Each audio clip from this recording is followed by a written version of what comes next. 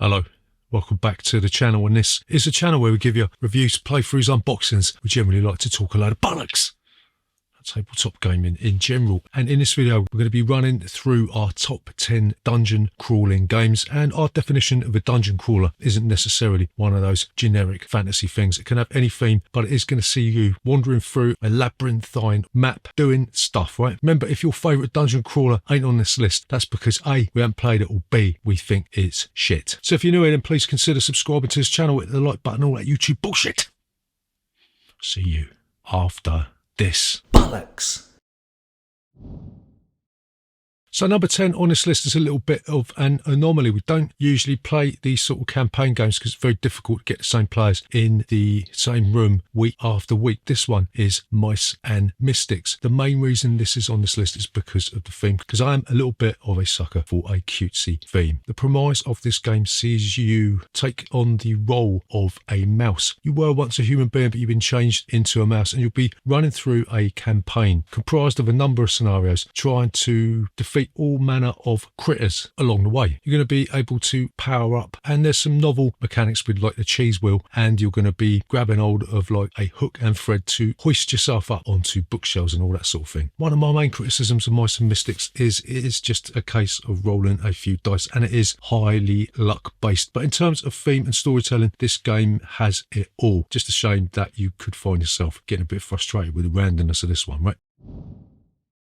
So number 9 on this list is an old Games Workshop title called DungeonQuest. We're not talking about the revised printing that was done by Fantasy Flight a few years ago. We're talking about the original GW version that, for some bizarre reason, was marketed along with Talisman, right? There's 4 different heroes that you could take control of in this game. Basically, what you'll be doing, you'll be going through, if it's Dragonfire Castle or something, drawing tiles and seeing what happens, right? This game is absolutely fucking brutal. It's got insta-death in there. You might find yourself just cursing your luck because you drew the wrong tile, and it does look a little bit dated. It's got that really cheap, nasty Games Workshop 80s feel to it, yeah. So the Fantasy Flight version probably is a lot better than this, and it only lasts for 26 turns. The feeling you get when you survive this game is unparalleled. It's better than having an orgasm on heroin, I would imagine. So yeah, if you are on the lookout for a brutal challenge that is at the same time really rewarding, then Dungeon Quest is probably something that you're going to have to look out for, right?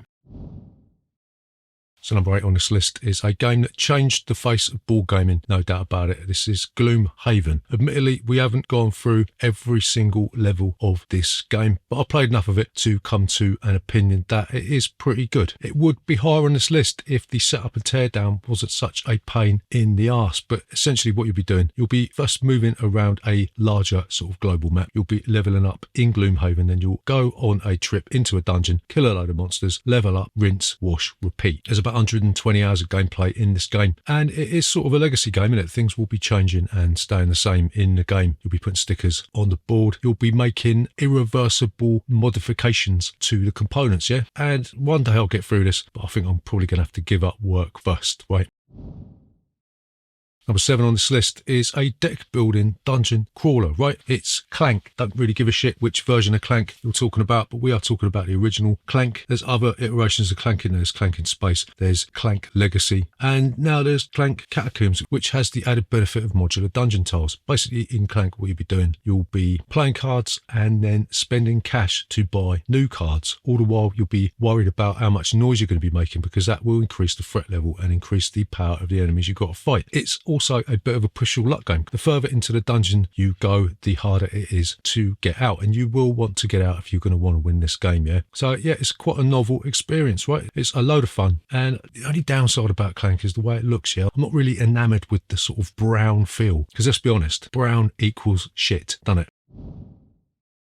So next game on this list is quite a recent game that we've acquired, right? We picked this up in a bargain bucket bin for next to nothing, and I'm quite proud of myself that I didn't back this on Kickstarter, because I was actually thinking about doing it, breaking the promise to myself not to use Kickstarter ever again. But anyway, this is Massive Darkness 2. We never played the original Massive Darkness, don't really have anything to compare it to, but it is meant to be closely aligned with Zombicide, so we'll take that. In Massive Darkness 2, you will be choosing a one-shot scenario if you're using a base game. Obviously, you've got the Heavenfall version of this. There is a campaign in there, but we ain't got that, so shut the fuck up. And it's one of them move, attack, move type things, you know? You'll need to kill enemies in order to level up. There's going to be 5 levels that you can progress through. Each of these is going to give you a skill set, and one of the things I really like about this game is that each of the character classes has like a little mini game that you'll be playing in order to maybe fight monsters or do other stuff. Like, for instance, the Ranger class has this deck of arrows, and you're basically pushing your luck, trying not to bust over 7, right? The maps are a little bit small, and we found this pretty difficult. I know a lot of people complain that it's too easy, but my gaming group is thick as shit, so we do find this a struggle, but also a challenge, right? It's immaculately produced. The miniatures are absolutely fantastic, if not a little bit brittle. Some of them have broke in the box, yeah, because there's no way I'm going to be sticking it back in that stupid fucking insert. But yeah, Massive Darkness 2, highly thematic game, lots and lots of luck mitigation because it is dice driven, and we just like it quite a bit. So number 5 on this list of our top 10 dungeon crawling games is Descent: Journeys into the Dark, or the second one anyway, not the first one. We did have the first one, but I flogged it because it was a 1 versus all game with like a sort of a campaign type thing, and that just wasn't for us because, like we said, we can't get the same people into the same room on a regular basis. But the second iteration of Descent is an app-based game. You don't have to have a 1 versus all, and people could drop in and drop out of the campaign willy-nilly, right? It is a bit of a downer, it being app-based, because sometimes it does feel like you're playing a video game more than a board game, right? On some of the scenarios, the board seems like it is playing second fiddle to the app, and if you haven't got a big screen to play it on, then playing on a phone just isn't going to cut it. So there is that, but it is an admirable attempt at trying to push the boundaries of what's possible with board games, right? Miniatures are absolutely fantastic. It does take a while to set this fucker up, yeah? There's going to be lots of punch boards to punch out and lots of furniture to build, right? Feels like you're going to a fucking medieval IKEA at some points when you're setting this up. But yeah, it's an innovative thing. There is an expansion coming out for this, and we'll probably pick that up. Yeah, I just found out that expansion's 140 quid, so I can fuck right off. I do like this dungeon masterless version of Descent much better than the first one.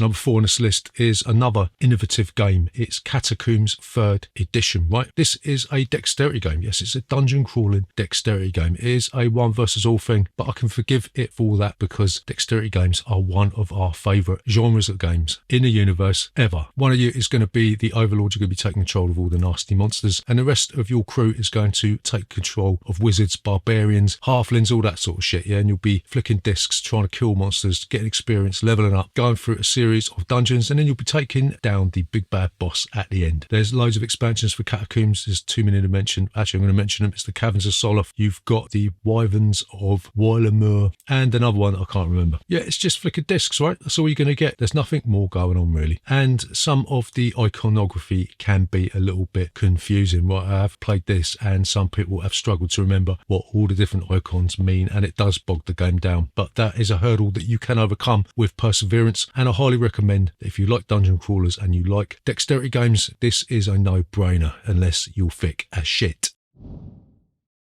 So number 3. Yes, number 3 on this list is a game called Claustrophobia. This is a 2-player dungeon crawling game. One of you is going to be the nasty person, one of you is going to be the heroes, and it's a dice-driven game. You'll be selecting dice, using the strength of the dice to perform different actions, and the dice act as your health as well. So if you get injured, you're going to be losing dice, right? Fantastic miniatures in this game, some fantastic components, some fantastic scenarios. It is alive with theme, and it is also quite a strategic game. It's not just a roll your dice and see what happens type of thing. It was reprinted recently. I think it was kickstarted. I did think about it, but I thought, no, that's all right. I'll take the original Claustrophobia with the wonderful expansion that was available, but probably isn't available anymore. This is one game I'm never ever going to get rid of. I really do like it quite a bit. The theme is a little bit shit. It's one of them sort of games that takes you into hell again, a bit like Massive Darkness 2 and all of the other games that take you into hell after they've been through all the other genres, right? But Claustrophobia is probably the best 2-player dungeon crawler that you can get today. Don't know about the new version, but if you can find the old version with the De Profundis expansion, then you are onto a winner. No bullshit. So the second to last, number 2, for all you idiots out there, is Level 7 Amiga Protocol. This is based on a real shit game, Level 7 Escape, that everyone wanked over and then realised it was actually dog shit. But yeah, this one pushes the game into a new direction with an overlord, right? One of you is going to be taking control of the nasty geezer, the rest of you taking control of some space marines that are going to be going through certain scenarios trying to complete the objectives. The one thing I really like about this game is that when the overlord player uses actions, they go directly to the hero players to use. So the nasty bloke uses a load of actions. That means there's going to be more actions available for the heroes, right? Opponent quality in this is a little bit hit and miss. Yeah, it feels like it's been produced by sort of an amateur or independent, I should say, publisher. It probably was. I can't even remember who it was made by. Can't see my eyesight, it's fucked. I am gutted that I didn't pick up the expansions to this when I had the chance. Yeah, I just didn't have the money at the time because I was sniffing too much coke going mental at raves. But Level 7 Amiga Protocol gives you a different type of theme, right? If you're sick to death of these medieval fantasy dungeon crawlers, yeah, with wizards and magic and all that fucking shit, then grab your massive phallic gun, blow the fuck out of some nasty alien c***s. So number 1 on this list of our top 10 dungeon crawling games of all time is Arcadia Quest, right? Some people say this isn't a dungeon crawler, but you're in a dungeon and maybe you're not crawling, but you are going to be walking around or running around a dungeon, right? There's a number of reasons why I still like Arcadia Quest. A, it's the simple rule set, yeah? Few little minor issues with line of sight and explaining about how monsters interact with the environment. But once you're over that, then you've got a simple rule set. You're going to be moving, attacking, and move. You've got a leveling up system that lets you get more stuff, more powerful weapons, more powerful items, and you've got the player versus player victory conditions, right? Every scenario in the box, you will have to beat up your friends to win. If you add to this the expansive nature of this, you've got the Arcadia Quest, the From the Grave expansion, the Inferno expansion, Star Arcadia Quest, got the Pets expansion. And another thing that I really enjoy about this is that some geeky little shit on Board Game Geek has come up with the Battle Royale rules for this. So that means you could just grab your sword, jump into a custom made dungeon, hack and slash your way through and respawn and go again, right? Chibi miniatures are adorable, and it's probably Eric M. Lang's best game in amongst a huge pile of shit games that he's produced recently. This one is still really, really strong. Yes, Arcadia Quest, no doubt about it, is our favourite dungeon crawling game of all time. It's got it all, basically. It's got everything that we want to see in a dungeon crawler, right? So there you go. That is our top 10 dungeon crawling masterpieces. Remember, if you're new here, then consider subscribing to this channel, right? Hit the like button and all that YouTube bullshit. We'll see you next Tuesday.